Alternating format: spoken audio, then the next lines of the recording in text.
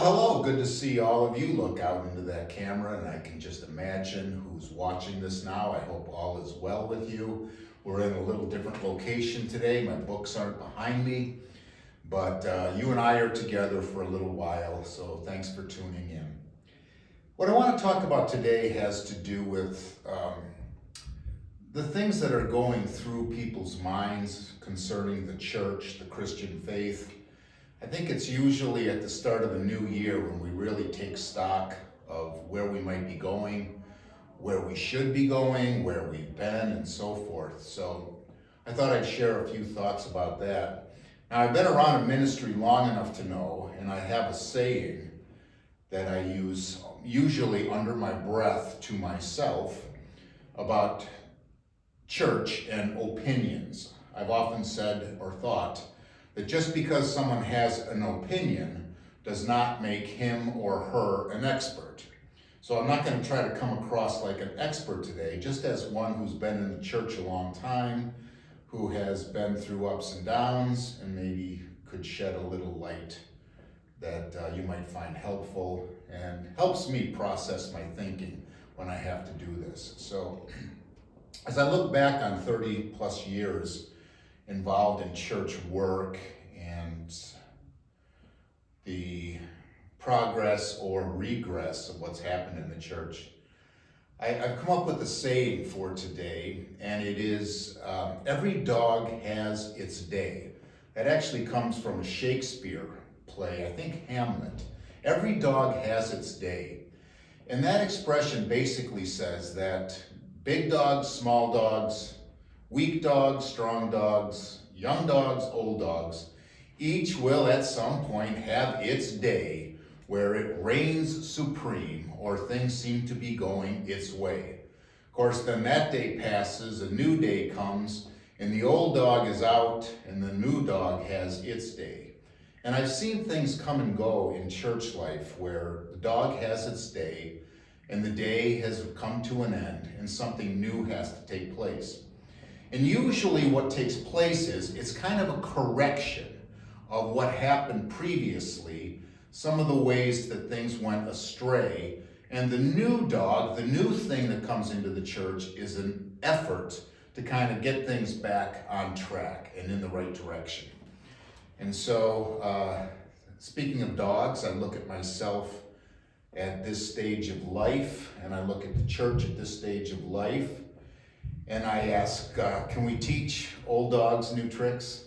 Now, I don't know if I have any new tricks as an old dog, but I still think an old dog like me has its day, and I think an old dog like the church, this particular church, Greendale People's Church and other churches, still have a day. Let's take a look at where we've been. When I first got into ministry, the late 1980s into the 90s, one of the big things at the time was what I would call the dog of pragmatism. Pragmatism basically says whatever works is true. So whatever your desired end result is, it doesn't matter the means you use to get there, as long as it works. I remember a very famous pastor at the time who pastored the church in Willow Creek outside of Chicago. He said, all truth is God's truth. And what he meant by that is whatever works in the business world is God's truth for the business world, and that truth is applicable also to the church. And so whatever worked, wherever, to get greater market share in the business world or more people in the church, get the church to grow and so forth, was what you should be doing. And so one of the things that works usually in the world, human world, business or whatever, is cool works. You gotta be cool. And one of the things that they were trying to correct in that day was what led up to that day, which was kind of formal, traditional church with organ music and so forth. And they said, we got to appeal to a new generation if we're going to get them in our church. So what will work?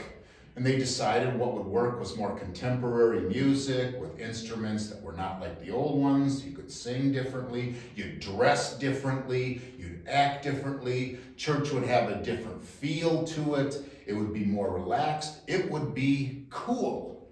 And that's what people want, is cool, and cool works. Well, I remember when I first started, I didn't take to that approach very well, mainly because, whether I'm right or wrong, I don't think I've ever been cool. So cool doesn't work for me. I'm still not cool, and I wasn't any cooler when I was young. For me, what all of this church thing was always about was more about God, a relationship with God, the excitement of the creator of the universe, who has redeemed lost humanity through the cross of Christ, and has raised him to a new day, and instituted a new creation, a new way to be, and has sent the Holy Spirit to be in us and among us, and to inspire us to be better people and work in all aspects of our lives as better people, representatives of God. And that's the kind of thing that interested me. I want to know more about God and who God is and how God works. Well, I used to go to pastors' meetings back in those days, and I'd want to talk about that kind of thing. And all the other pastors wanted to talk about what's working in your church to get more people in your pews and so forth. And I remember asking guys, do you ever talk or think about God? And they kind of looked at me like, God goes without saying. We don't have to talk about God or think about God. God goes without saying. You just take it for granted. It's part of the scenery. What really matters is what's going to work to get more people in the church. And so at that point, I was a dog that was, you might say, barking at the moon. Barking at the moon is an expression like you're just barking things that nobody else can connect with. It's kind of a crazy approach. Like, why would a dog bark at a moon? Why would a pastor want to talk about God? And so I often felt out of place. And that wasn't my day. The dog that I wasn't having its day. A different dog was reigning. But here's what happened with that approach. It eventually ran its course, and it had to be corrected by something else. It reached the point where they determined, pastors and churches, that what works best to get people in your church and to get your church to grow was something they called the homogeneous unit principle, which means homogeneous, one thing. You appeal to one particular type of person who speaks and acts in one particular way, one particular age group, one particular ethnicity. So in other words, you want your church to grow, let's target young, urban, white professionals. And if we have a church like that, it will attract more people like that, because people like to be with people who are like them. And it did work to a great extent in any number of churches, that homogeneous thing. But one day somebody looked around and said, is this really what God wants for us? For all of us to look alike, act alike, be alike, think alike, do alike? Shouldn't we be more diverse? And so the homogeneous principle, that dog had its day and eventually had to be ushered out, sent to the dog pound so that something new could come in. And so it was a correction that was made. Around the year 2000 or so, what I started to see and hear a lot more of was churches wanting to be heterogeneous unities, where in other words, we get diverse people. And one of the big prefixes that they would have to advertise their churches, we are multi-ethnic, multi-gender, multi-generation, multi-sexual orientation, multi-this, multi-that. We are diverse. We're this mosaic of all kinds of different, diverse types of people, but we come together in unity and we build community. And I think that was a necessary correction to where the church had been. And that's the progress of how the church has been. And for a long time, what you hear a lot of among pastors and churches is this desire to promote themselves and to focus themselves on being diverse, but having unity, to build community. Community is the big word. Inclusive, community, multi, this and so forth. And during all of that, I agree with it. I think it's a very good thing. But one of the things that happened even with that was God went without saying. God? Why would we talk about God? We're trying to build multi-diverse community. God goes without saying. So eventually, God was no longer said or talked about, and God was forgotten in so many ways. And I think what ended up happening with that dog, the dog of community, was that the tail began to wag the dog. The tail was community, diversity, and so forth, that became the tail more important than the dog. Now, I'm saying we need to still maintain that and keep that, but I think a correction is now needed in our day. Let's not chop off the tail like they do to boxers when they're 4 or 5 days old. They dock the tail, they call it. You ever seen a boxer? They don't have long tails because they cut them off. I don't want to cut the tail off, but I don't want that tail to constantly be wagging. And so where I'm arriving at this point in my ripe old age as an old dog is to say, now what kind of correction or addition to community can we make? Let's maintain that, let's keep the tail going, but let's get back to the dog. And I really think it's more, at this point, about not going back to trying to be cool, not focusing so much on community and diversity that God goes without saying. Maybe it's time for God to start to be talked about a little bit more. We're coming out of COVID, and churches are trying to get their footing again, and with fewer people, and with now an older generation, and the younger generation's not here. And they're asking, where's the church going to go at this point? And what's the church going to be in years ahead? And I think one of the things that we have to do at this point to get back to is really talking once again about God, who God is. I think people are curious out there in the world. I don't think they want cool so much anymore. I think community can be experienced in a lot of places in this world. But one place that people can't find nowadays is a place where you really talk about what is life, what is the meaning of life, what is the constitution of the world I live in, how does it work, how does it function, how could it function, how ought it to function.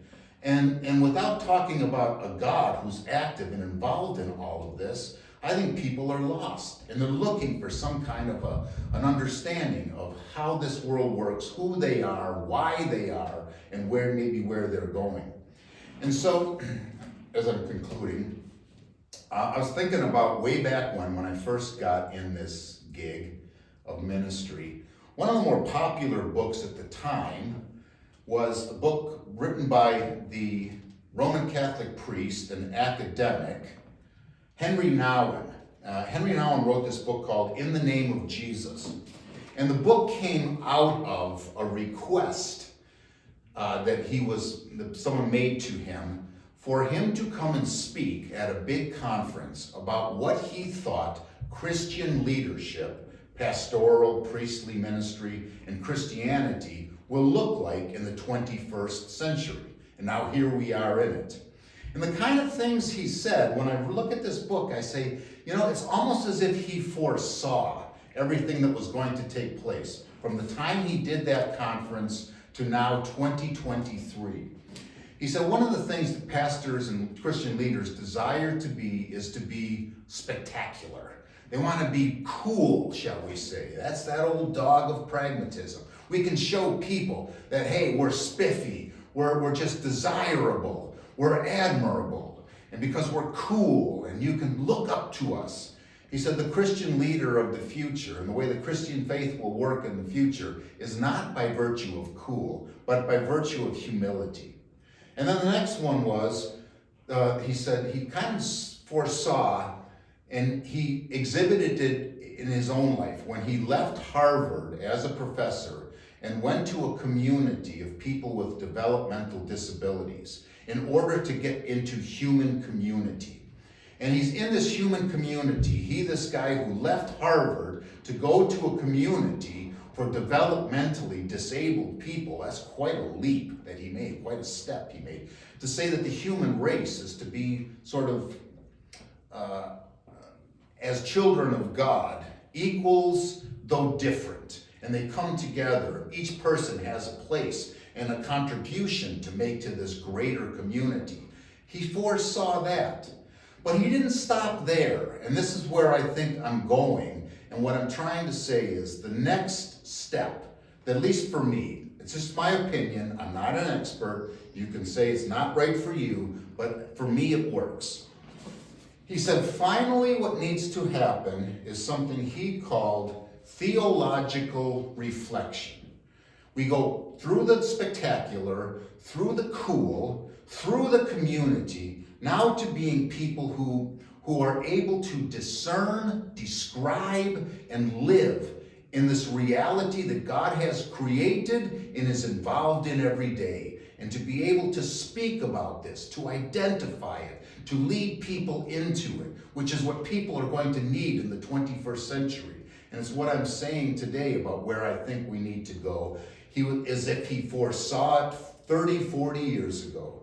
He said this, the Christian leaders of the future have to be theologians, persons who know the heart of God and are trained through prayer, study, and careful analysis to manifest the divine event of God's saving work in the midst of the many seemingly random events of their time. To be able to see God and see things that other people don't, because you've been trained, because you're reflecting, because you've come to know God, and that's what the world is starving for. He says theological reflection is reflecting on the painful and joyful realities of every day with the mind of Jesus, and thereby raising human consciousness to the knowledge of God's gentle guidance. This is a hard discipline, he says, since God's presence is often a hidden presence, a presence that needs to be discovered. Yes, it's exactly right. That's where we are now. The correction we need. Getting back to the dog and a little bit away from the tail. Getting away from that dog of what works and what's cool. Getting to the new dog of this day, which is to discern the presence of God, to understand what's going on around us, to have a deeper and richer understanding of life, to learn God, to know God, to live with God, to share God in a way that people are starving for because there's this loss of an understanding of what life is all about in our day and age. And so I conclude with that I think what we need and what I'm committed to in this time is to stop trying to be cool, because it doesn't work for me. Community is great. I think it's essential. It's necessary. We need to build it. We need to be inclusive, to bring into our church and into our community people of a variety of ethnicities, sexual orientations, genders, generations, and so forth, and not make all of that as important nearly as a group of people who are coming together to support one another and growing to an understanding of what life is really all about. The God who's created us and given us this gift of life and has called us together to grow, to become better people in a world that needs that. And so that's the dog for my new day. And the dog that is the emphasis now of my ministry as I look into 2023. And as an old dog who may not be able to learn new tricks, but the old dog from way back when that people thought was barking up the wrong tree may actually be barking what people need to hear in this day and age. And so, thanks for tuning in. Thank you, Carolina, for videoing this. And I look forward to be able to share thoughts with you again sometime soon. Bye now.